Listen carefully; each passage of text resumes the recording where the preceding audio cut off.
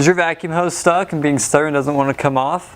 Well, in today's video we're going to show you a simple trick to get your hose unhooked. Alright, let's get started. You're going to need a flathead screwdriver and a pair of needle nose pliers. This process is very easy and should only take a few minutes, if that.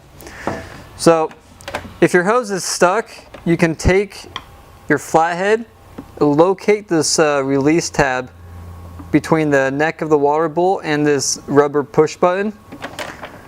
Once you locate that press tab or release tab, you want to take your flathead screwdriver, push down, and as you push down on it, pull the hose towards you and it should unhook. And the main reason your hose is being stuck and won't come off is because of this little hook. This hook goes on the inside of the water bowl, and if it's not at the right angle, it's not allowing the release tab to be pressed down all the way for it to come out. So you can take your needle nose pliers and you can bend it out slightly.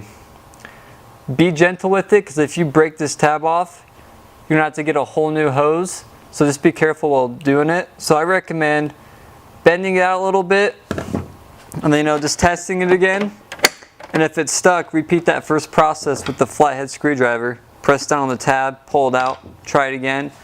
And I would do it until it's good enough to the point where you can pop it in and pull it out with no problems. I hope that video was helpful for you guys and you're able to get your hose off the water bowl. If you have any other questions or have a video suggestion, go ahead, comment down below, or if you need any extra help, send us an email at service@greatvacs.com.